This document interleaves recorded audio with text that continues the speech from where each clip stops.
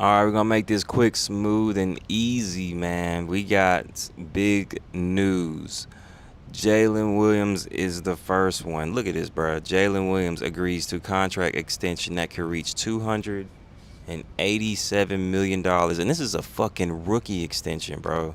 This ain't even like a real nigga shit. This is a rookie extension. How rookies getting paid supermax deals, bro? Um, Oklahoma NBA star Jalen Williams has agreed to a 5-year maximum rookie extension. That is crazy, bro. That is crazy. Blah blah blah. Get off of my fucking screen.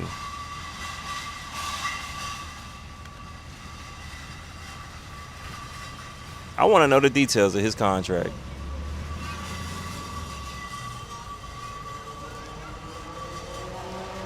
All right, and then Shea gives Alexander. Wait, we're gonna pull up all their contracts.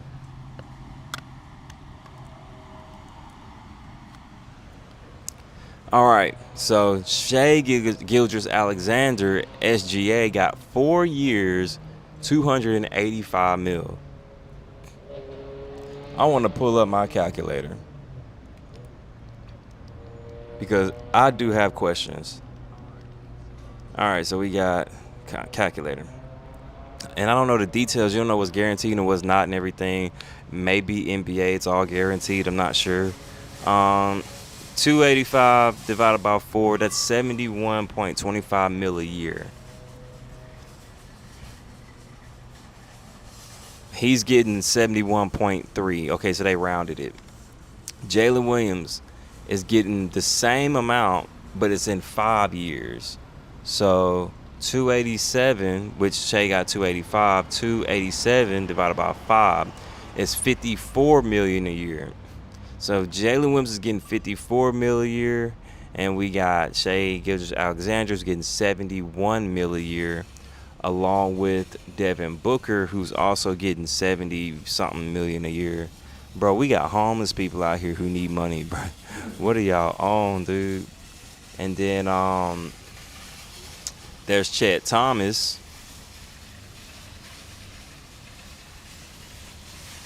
Contract.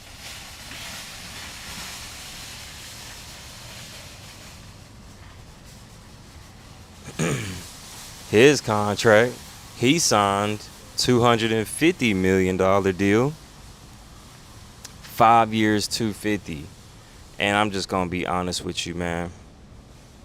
That's 50 mil a year. I didn't think Chet deserved that. That's too much. That's too much. We got the Boston Celtics, who were paying their players, like, from my understanding, it was like 600 mil, a little over 600 mil. And these guys done signed for 8 mil. These guys said, fuck that. We signing for more. This is 8 mil. Sorry. 800 mil between everybody on the Thunder. This is way more than the Boston Celtics. And somehow the Celtics had to break their team up. On top of that, we got something called the second apron that don't look like nobody fucking understands. Because this was supposed to keep teams from signing players, multiple players, to these big-ass deals. But maybe it's the fact that they're rookie contracts, rookie extensions. Maybe that's what makes it okay. Or maybe Sam Presti is just going to be cool with the penalties that come with this. In whatever case it may be. The NBA second apron is a financial threshold in the league's collective bargaining agreement that imposes several penalties on teams that exceed it. So I guess you can exceed it, but there are penalties. It's essentially a tax apron beyond the luxury tax in the first apron, designed to limit the spending of high payroll teams and encourage parity. Luxury tax. Teams that exceed the salary cap pay a luxury tax. So if you exceed the salary cap, you pay a certain amount. You know, billionaires don't like paying taxes. Sam Presti might be different.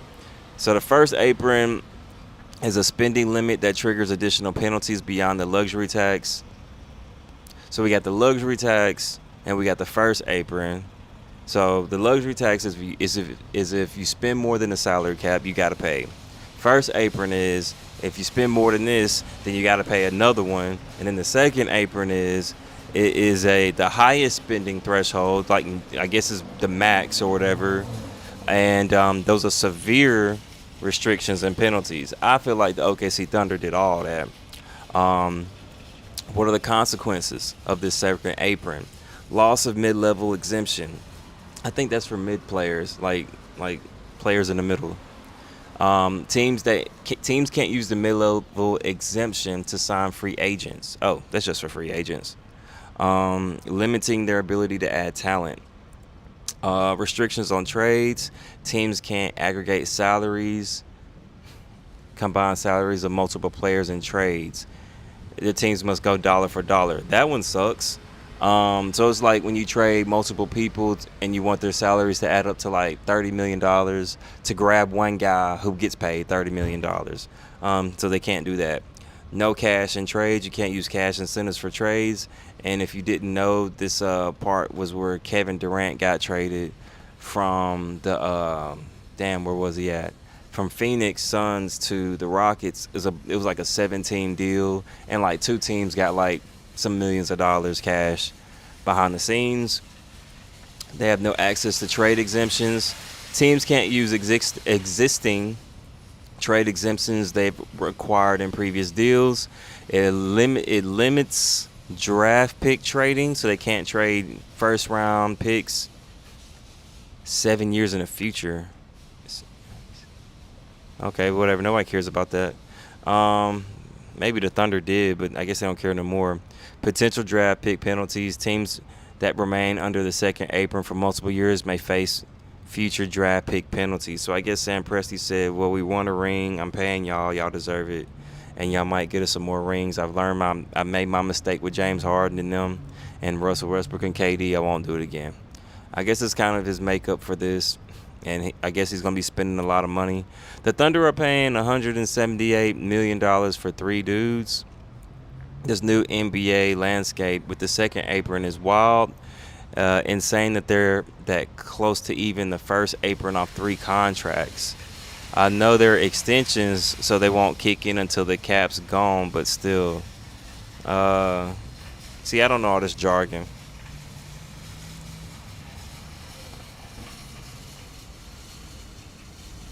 The second apron is $200 million. Okay. Well, they already did that. All right. So that's what we got on the Thunder, man. Congratulations to them. Glad they're signing and paying people, but that is something else when it comes to business. Anyway, I don't think I got nothing else, man. It's Dee Brown LTD. I hope y'all have a